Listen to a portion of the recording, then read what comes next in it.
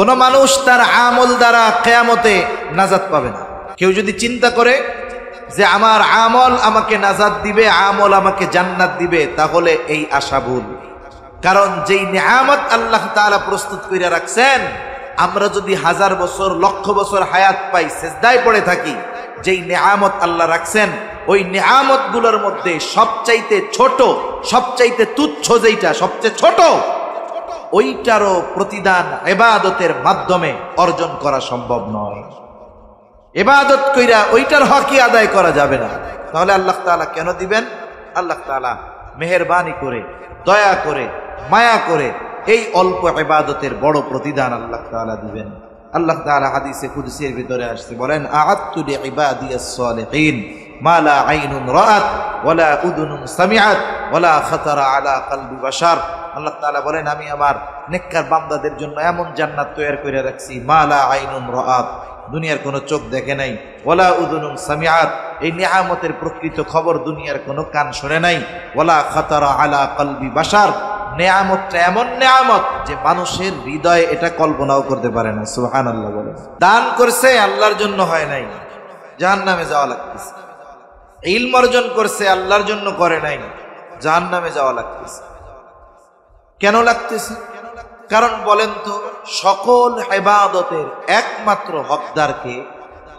আল্লাহ তাআলা বলেন সব ইবাদতের একমাত্র হকদার। এখন কেউ যদি ওই হকদারকে খুশি না করে, হকদারের উদ্দেশ্যে ইবাদত না করে দুনিয়ার মানুষকে দেখানোর জন্য করা হয়, তাহলে হক নষ্ট হয় কার? যারা বলেন না কার? 2 নাম্বার, লোক দেখানো ইবাদত, এটা শিরক। এই যে 2 অপরাধ হয়ে গেছে, হক নষ্ট হয়েছে, শিরক হয়েছে, তাহলে এই ইবাদত নাজাতের কারণ হবে কেমনে? এটা তো জাহান্নামে যাওয়ারই কারণ হয়ে যাবে। আবু হুরায়রা রাদিয়াল্লাহু তাআলা আনহুকে নবীজি সাল্লাল্লাহু আলাইহি ওয়াসাল্লাম নসিহত করতেছে। আবু হুরায়রা রাদিয়াল্লাহু তাআলা আনহু থেকে বর্ণিত, তিনি বলেন, মজলিসের মধ্যে নবীজির সাথে সাহাবায়ে কেরাম বসা। নবীজি বলতেছেন, মাইয়াখুযু আন্নী হাউলাইল কালিমাত, কে আছে আমার থেকে এই কালিমাগুলো শিখবে, গ্রহণ করবে? শুধু তাই না, ফায়ামালু বিহিন্না আও ইউআল্লিমু মান ইয়ামালু বিহিন, সে নিজে আমল করবে আর যে আমল করতে চায় তাকে এটা শিখায়া দিবে। আবু হুরায়রা রাদিয়াল্লাহু তাআলা আনহু নবীজির সোহবতে বেশি থাকতেন। যদিও ইসলাম গ্রহণ করেছেন অনেক পরে, নবীর সোহবতে থাকতে পারছেন 5 বছরের কিছু কম বেশি। এই অল্প সময় নবীর সাথে থাকছেন, কিন্তু পুরা সময়ের অধিকাংশ সময় নবীর সাথে থাকছেন। এই জন্য অনেক সাহাবায়ে কেরাম আছে যারা প্রথম দিকে ইসলাম গ্রহণ করেছে, সেই তুলনায় আবু হুরায়রা শেষের দিকে ইসলাম গ্রহণ করার পরেও নবীর সাথে সময় বেশি দেওয়ার কারণে সবচাইতে বেশি হাদিস বর্ণনাকারী হয়ে গেছে। উনি তো চান্সে থাকতেন সব সময়, যখন এই কথা বলছে বলে, ইয়া রাসূলুল্লাহ, আমি আছি, আনা ইয়া রাসূলুল্লাহ। এবার নবীজি কি করলেন? তিনি বলেন, ফাআখাযা বিয়াদাই, নবীজি আমার হাতটাকে চাইপা ধরলেন, ফাআদ্দা খামসান, গুইনা গুইনা 5টা নসিহত করলেন।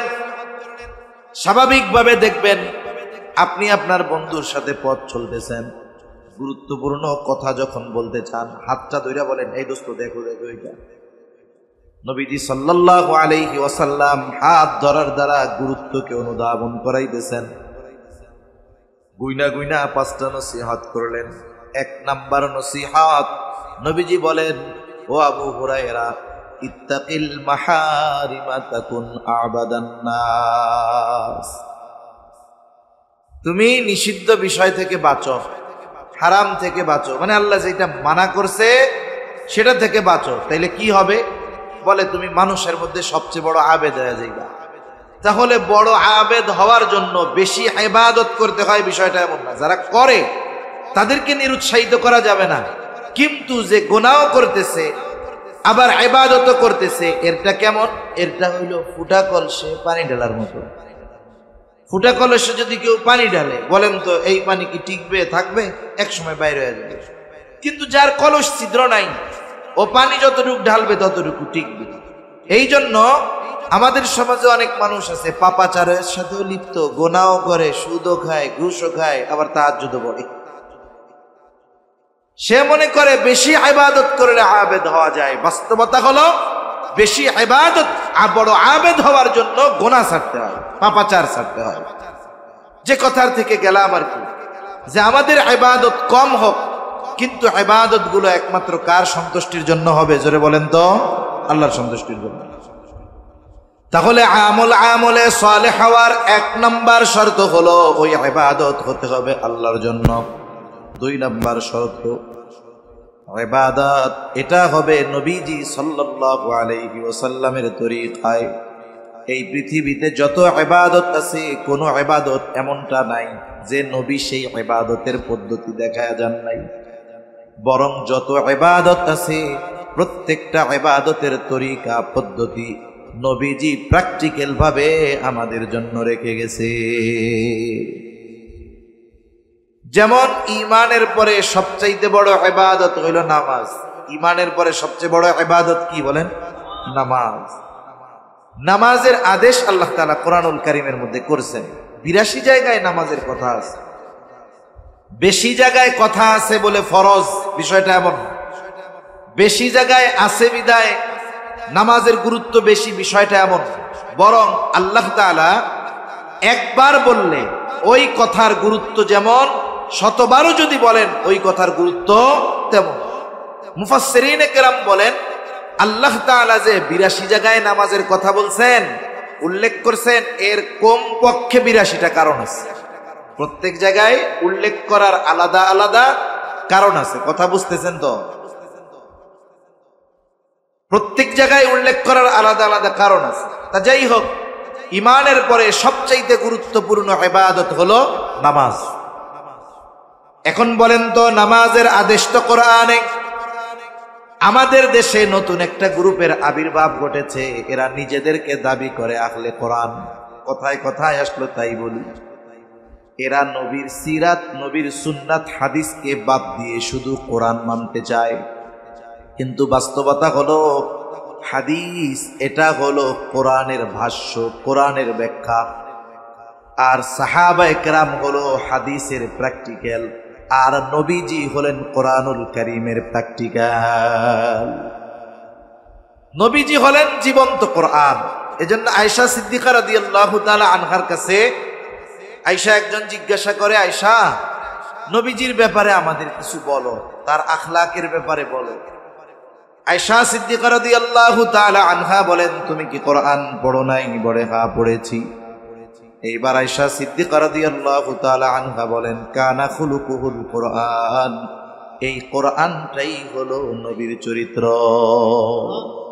কেন বলছে? কোরআনে যত আদেশ আছে, যত বিধান আছে, সব বিধান আল্লাহ তাআলা আমার আপনার নবীর মাধ্যমে বাস্তবায়ন ঘটিয়েছেন। কোনটা বাদ নাই, কোনটা বাদ নাই। যেমন কোরআনে আছে জিনা করলে শাস্তি কি হবে, বিবাহিত নারী পুরুষ জিনা করলে শাস্তি কি হবে, পাথর নিক্ষেপ করে হত্যা করতে হবে, এটা কোরআনের আইন। এখন পাথর নিক্ষেপ করে হত্যা করবেন কাদের? যদি কোনো কাফের এই কাজ করে, শাস্তি তো তার জন্য না, সে তো ইসলামের মধ্যেই নেই। তাহলে শাস্তি কার্যকর করতে হবে কার? ইমানদারের উপরে, যদি ইমানদার জিনা করে।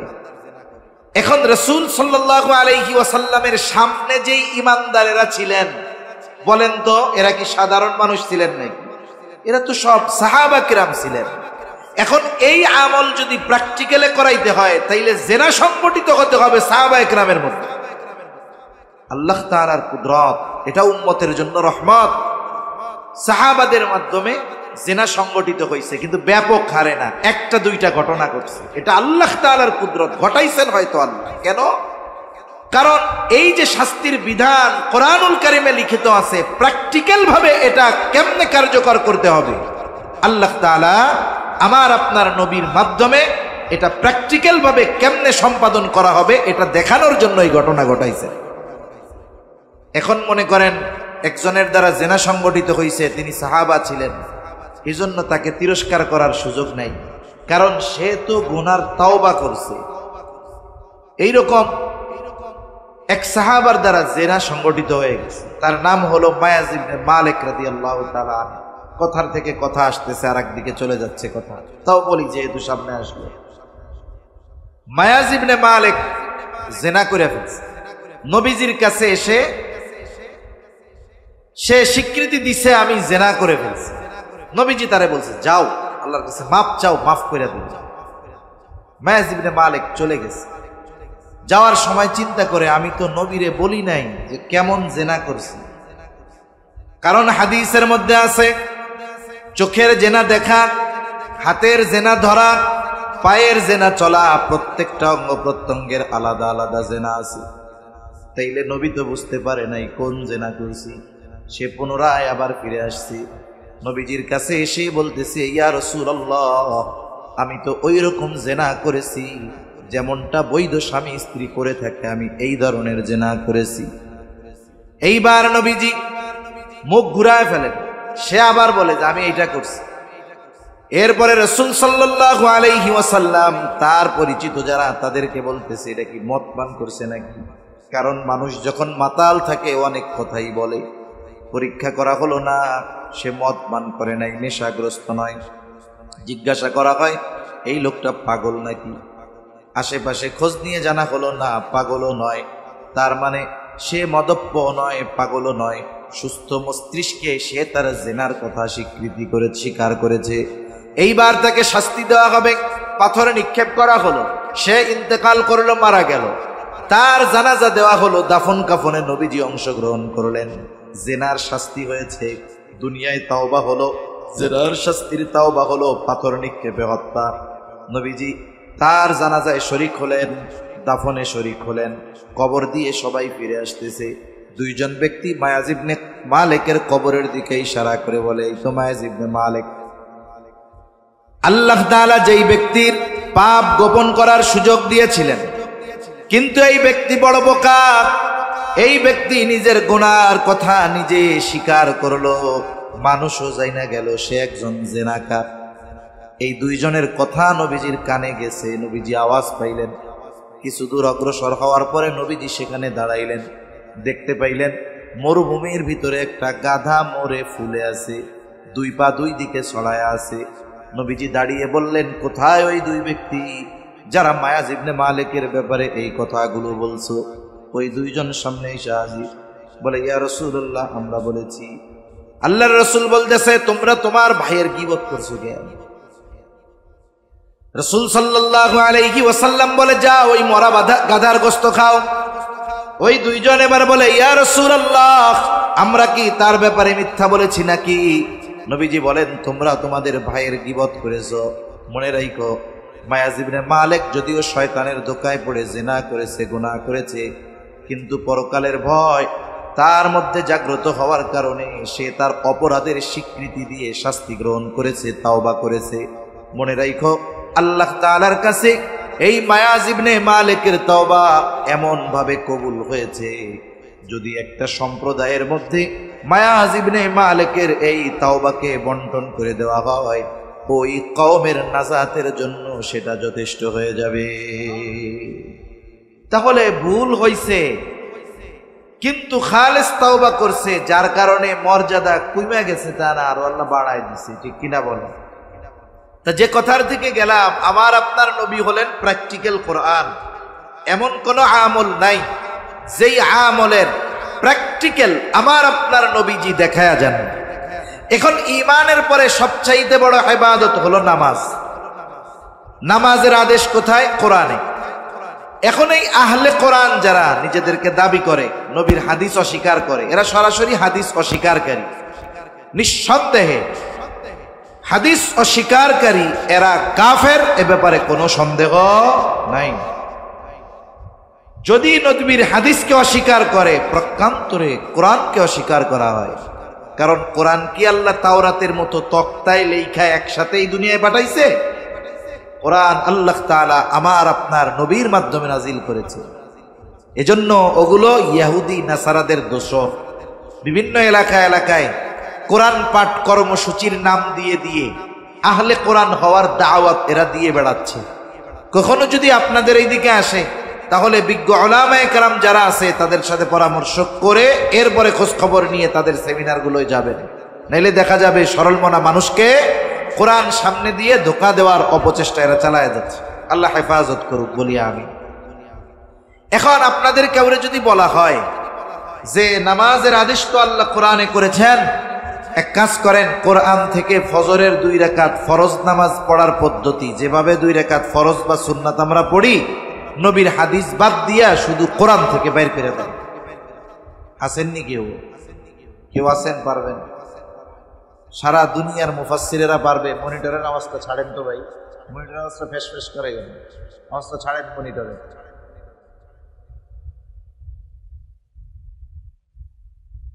শুধুমাত্র আমরা আপনারা না, সারা পৃথিবীর সব মুফাসসিরদেরকে যদি কোরআন হাতে দিয়ে বলা হয় নবীর হাদিস, নবীর সুন্নাহ, নবীর সিরাত সব একদিকে রাখবা, শুধুমাত্র কোরআন থেকে 2 রাকাত ফজরের সুন্নাত নামাজ পড়ার পদ্ধতি বের করে দাও, সাথে সাথে যদি কিয়ামত পর্যন্ত হায়াত যদি পায়, নবীর সুন্নাহ হাদিস বাদ দিয়ে 1 রাকাত নামাজ পড়ার পদ্ধতিও তারা বের করতে পারবে না।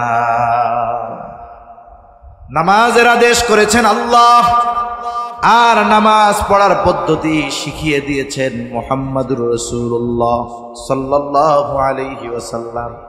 এই জন্য নবীজি বলেন, সল্লু কামা রাআইতুমুনি উসাল্লি।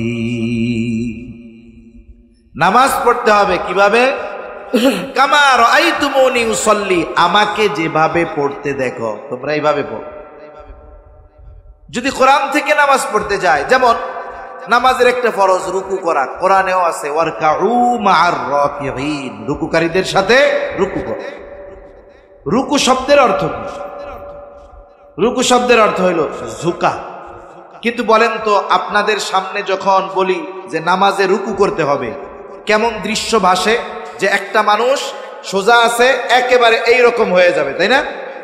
এখন যদি কেউ মাথা একটু ঝুঁকায় দাঁড়াইয়া, এটার কি আপনারা রুকু বলবেন? তার মানে দেখেন, শব্দের অর্থ জানলেই ওই শব্দের উদ্দেশ্য বোঝা যায় না। শব্দের অর্থ জানলেই ওই শব্দ দ্বারা কতটুকু ঝুঁকা বোঝানো হচ্ছে বোঝা যায় না। এজন্য আমার আপনার নবী প্রত্যেকটা ইবাদত এইভাবে প্র্যাকটিক্যাল ভাবে উম্মতদেরকে শিখিয়ে দিয়েছেন। সুবহানাল্লাহ।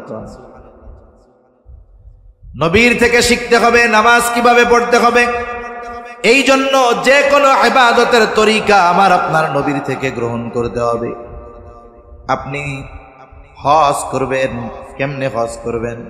নবীজি বলেন, খুদু আন্নি মানাসিকাকুম, আমার থেকে শিখে নাও কেমনে হজ করবা। তার মানে এমন কোনো ইবাদত নাই যে ইবাদত আমার আপনার নবীর তরিকায় হয় না। এরকম কোন ইবাদত নাই যে নবীর সুন্নাত বাদ দিয়ে করবেন। এজন্য আমল যদি আমলে সালেহ হতে হয়, রাসূল আকরাম সাল্লাল্লাহু আলাইহি ওয়াসাল্লামের পদ্ধতি অনুসরণ করতে হবে। 2টা শর্ত গেল। 3 নাম্বার শর্ত, যেই ইবাদত আমি আপনি করব সেই ইবাদতের ব্যাপারে ইলম অর্জন করতে হবে, জ্ঞান অর্জন করতে হবে। ইলম শিক্ষা করা ফরজ। রাসূল আকরাম সাল্লাল্লাহু আলাইহি ওয়াসাল্লাম বলেন, তলাবুল ইলমি ফরিদাতুন আলা কুল্লি মুসলিম, দ্বীনি ইলম শিক্ষা করা প্রত্যেক মুসলমান নরনারীর উপরে ফরজ। প্রথম প্রশ্ন হইল, কতটুকু শিক্ষা করা ফরজ? মুহাদ্দিসিন মুফাসসিরিন কেরাম বলেন যে একটা মানুষ নিজের জীবন পরিচালনার জন্য যতটুকু ইলমে দ্বীন দরকার শেখা ফরজ। আবার কেউ কেউ বলেন না, অতটুকুতেও হবে না। কেন হবে না? বলে কোরআনুল কারীমের মধ্যে আল্লাহ তাআলা বলেন, ইয়া আইয়ুহাল্লাযীনা আমানু কু আনফুসাকুম ওয়া আহলিকুম নারা, বলে হে ঈমানদারেরা, তোমরা নিজেরা জাহান্নামের আগুন থেকে বাঁচো, অধীনস্থদেরকেও জাহান্নামের আগুন থেকে বাঁচাও। তাহলে বলেন তো, জাহান্নাম থেকে তো নিজে বাঁচলে হবে না, অধীনস্থদেরকেও বাঁচাতে হবে। তার মানে অধীনস্থদেরকেও বাঁচানোর চেষ্টা করতে হবে। নিজে যদি জাহান্নাম থেকে বাঁচার জন্য ইলমের দরকার হয়, তাহলে অধীনস্থদেরকে জাহান্নাম থেকে বাঁচানোর জন্য ইলমের দরকার আছে না নাই? দ্বীনের উপরে চলার জন্য আমার যদি জ্ঞান দরকার হয়, আরেকজনকে দ্বীনের উপরে চালানোর জন্য জ্ঞান দরকার আছে না নাই? তাহলে ইলমে দ্বীন কতটুকু শিখতে হবে? বলে নিজে দ্বীনের উপরে চলতে, অধীনস্থদেরকে দ্বীনের উপরে চালাইতে যতটুকু ইলমে দ্বীন অর্জন করা দরকার ততটুকু সকলের জন্য অর্জন করা ফরজ। এইটা হুজুর নাই, মাদ্রাসার ছাত্র নাই, নামাজি নাই, হাজি নাই, সবার জন্য শিখতে হবে। এখন কেউ যদি না শিখে তাইলে গুনাহগার হবে। একটু চিন্তা করেন, সমাজে অনেক মানুষ আছে নিজে দ্বীনের উপরে চলতে যতটুকু ইলম দরকার ততটুকুও শিখে না। এখন একটা পদ্ধতি তো বাইর করার দরকার, শিখতে তো হবে, না শিখলে তো গুনাহগার। কেমনে শিখবেন? মাদ্রাসায় তো ছোট ছোট বাচ্চারা যায়, এরা গিয়ে শিখে। আপনারা মুরব্বীরা কি করতে পারেন? আপনার মাদ্রাসার মোহতামে মসজিদের ইমাম সাহেবকে বলতে পারেন যে হুজুর, কতটুকু দিন শেখা ফরজ আমরা তো বুঝি না, আপনি আমাদেরকে একটু প্রতিদিন আধা ঘন্টা সময় দিয়ে শিখাইয়া দেন। বলেন তো কোন মাদ্রাসার মোহতামিম, কোন মসজিদের ইমাম খতিব বলবে যে আপনি দিন শিখতে চান? তারা বলবে যে না, আমাকে টাইম টুইম নেই, এরকম বলবে নাকি? বরং আগ্রহের সাথে শিখিয়ে দিবে। সমস্যা আমাদের, আমরা নিজেদেরকে অন্যের সামনে ছোট করতে চাই না। এখন আমি সূরা ভালো মতো পারি না, দোয়ায় কুনুত তো আর জোরে জোরে পড়া লাগে, জোরে পড়া লাগে না। এখন আমি যে দোয়ায় কুনুত ভালো পারি না, হুজুরে যদি এটা যাই না যায় তাইলে আমার জন্য লজ্জা না? হুজুরের উপরে বড় বড় কথা বলি, কিন্তু হুজুর যদি জানে আমি দোয়ায় কুনুত জানি না তাইলে তো আমার ইজ্জত শেষ। এজন্য শিখতে যাই না। এই যে দুনিয়ার লজ্জা, দুনিয়ায় লজ্জা কইরা শিখলাম না, আখেরাতে সাইজ খাওন লাগবে। দুনিয়ায় যদি একটু লজ্জা ভাঙা শিখি তাইলে আখেরাতে বাঁচা যাইব, ঠিক কিনা বলেন? এজন্য আমরা চেষ্টা করব আমাদের আলেম যারা আছে, মাদ্রাসার শিক্ষক যারা আছে, মসজিদের ইমাম খতিব যারা আছে, তাদেরকে বলা যে দৈনিক এশার পরে আধা ঘন্টা আপনি আমাদেরকে একটুগুলো শিখাইয়া দেন যেগুলো দরকার। যদি না শিখি কি হবে? আল্লাহ তাআলার কাছে জবাবদিহি তার কাঠগড়ায় দাঁড়ানো লাগবে। কারণ নবীজি বলেন কুল্লুকুম রাঈনা ওয়া কুল্লুকুম মাসউলুনা আন রাইয়াতিহি। নবীজি বলেন তোমরা প্রত্যেকেই দায়িত্বশীল, আর প্রত্যেককে তার দায়িত্বের ব্যাপারে জিজ্ঞাসা করা হবে। পিতাকে সন্তানের ব্যাপারে জিজ্ঞাসা করা হবে, স্বামীকে স্ত্রীর ব্যাপারে জিজ্ঞাসা করা হবে, মাকে কন্যার ব্যাপারে জিজ্ঞাসা করা হবে। সেই দিন আমি যদি একা একা আমল করি, সন্তানদের যদি দ্বীনের উপরে পরিচালিত করার চেষ্টা না করি, কিয়ামতের দিন হয়তো আমার আমল কাজে আসবে না। ওই অধীনস্থদের কারণে আমাকে আপনাকে শাস্তি ভোগ করা লাগবে। যাদের জন্য পরিশ্রম করতেছেন তারা দুশ্মন হয়ে যাবে। আপনার আমার তো আমলের অভাব নাই, কিন্তু সন্তানটারে গুরুত্ব দেয়নি। আরে আমি পড়ি, ওই যে নামাজ না পড়ে তো আমাকে। কিয়ামতের দিন ওরা অন্তরায় হয়ে দাঁড়াবে, বাধা হয়ে দাঁড়ায় যাবে। আপনি আজকে জোর করেন না, সন্তানটা ঘুম থেকে উঠাইতে কষ্ট হয়, শীতের রাত, অনেক রাত্রে ঘুমাইছে, উঠলে কষ্ট হবে, থাক, পড়ার দরকার নাই নামাজ। রোজার মাস, গরমের দিনের রোজা, হায়রে এত লম্বা দিন না খাইয়া থাকবে, আমার পোলাডার মাইয়াডার কত কষ্ট হবে রে। এই যে মোহাব্বত কইরা রোজা রাখার নাই, নামাজ পড়ার নাই, পর্দা করার নাই, এই মোহাব্বত পরকালে ওরা আপনার আমার বিরুদ্ধে দাঁড়ায় যাবে। কি বলবে? রব্বানা ইন্না আতা'না সাদাতানা ওয়া কুবারা'না ফাআদাল্লুনাস সাবিলা। বলবে রব ইন্না আতা'না সাদাতানা ওয়া কুবারা'না, আমরা আমাদের নেতাদের বড়দের অনুসরণ করেছি। সন্তান বলবে আমি নামাজ পড়ি নাই, এর জন্য দায়ী হইল আমার বাপ। স্ত্রী পর্দা করে নাই, বলবে দায়ী হইল আমার স্বামী। মেয়ে দ্বীনের উপরে চলে নাই, বলবে দায়ী হইল আমার আব্বা। এখন এরা যেহেতু তোমাদের জাহান্নামে যাওয়ার দায়ী, তাহলে কি হবে? এবার বলবে ফাআদাল্লুনাস সাবিলা, তারাই তো আমাদেরকে পথভ্রষ্ট করেছে, তাদের কারণে জাহান্নামী হইছি। যেহেতু তাদের কারণে জাহান্নামী হইলাম, আল্লাহ তাআলার কাছে এইবার ওই সন্তানেরা পিতামাতার ব্যাপারে, অধীনস্থরা অভিভাবকের ব্যাপারে আল্লাহ তাআলার কাছে বলবে রব্বানা আতিহিম দি'ফাইনি মিনাল আযাবি ওয়ালআনহুম লা'নান কাবীরা। আযাবরে দ্বিগুণ করে দেন। একেবারে আপনি বড় লানত বর্ষণ করেন এগুলোর উপর। এদের কারণে আমরা জাহান্নামে হয়েছি। শুধু তাই না, আখিরাতে আমার আপনার এই অধীনস্থ যারা, যাদেরকে আমি দিন শেখার জন্য উদ্বুদ্ধ করি নাই, দিন শেখানোর জন্য কঠোরতা করি নাই, ওরা বলবে দেখাই দেন তাদেরকে, ওদেরকে আমরা পা দিয়ে পাড়াইয়া এরপরে জাহান্নামে যাব। রব্বানা আরিনাল্লাযাইনি আযাল্লানা মিনাল জিন্নি ওয়াল ইনসি নাজআলহুমা তাহতা আকদামিনা লিয়াকুনা মিনাল আসফালিন। বলবে রব দেখায় দেন যেই সমস্ত মানুষ এবং জিনদের কারণে আমরা জাহান্নামে হইলাম, তাদেরকে দেখায় দেন। কেন দেখাই দিব? আল্লাহ তাআলা কাছে তারা বলবে নাজআলহুমা তাহতা আকদামিনা, আমরা তাদেরকে পদদলিত করতে চাই, পাড়াইতে চাই। চিন্তা করে দেখেন তো, দুনিয়ায় যদি কোনো বাবা সন্তানের কারণে অপমানিত হয়, লজ্জিত হয়, তাইলে বাপ ওই মুখ আর মানুষদেরকে দেখাইতে চায় না। অথচ কিয়ামতের দিন অনেক বাবা, অনেক অভিভাবক সন্তানদের কাছ থেকে এই রকম কথা শুনবে যে আল্লাহ আমার অভিভাবককে দেখায় দেন, আজকে আমি তাদেরকে পা দ্বারা পদদলিত করতে চাই। সেজন্য ওই অপমান হওয়ার আগেই উচিত আমাদের অধীনস্থদেরকে দিন শেখানো। যেই কথার থেকে এত কথা বললাম যে আমলে সালেহ হওয়ার জন্য তৃতীয়ত যেই বিষয়টা দরকার, ইলমে দিন অর্জন করতে হবে। কতটুক? বলে নিজে এবং অধীনস্থদেরকে দিনের উপরে পরিচালিত করতে যতটুকু ইলমে দিন দরকার, এতটুকু শেখা সকল মুসলমান নরনারীর উপরে ফরজ। একটু দেখেন একটা কথা, একজন নামাজে দাঁড়াইছে, নামাজে দাঁড়ানোর আগেই তার তো কিছু কাজ আছে। যেমন নামাজের ভেতরে বাইরে ফরজ হইলে 13টা। কয়টা? 13টা। নামাজ শুরু করার আগে বাইরের ফরজ, কাপড় পাক, শরীর পাক, নামাজের জায়গা পাক। এই যে এখন একজন নামাজে দাঁড়াইছে, কিন্তু নামাজের 13 ফরজের একটাও জানেন।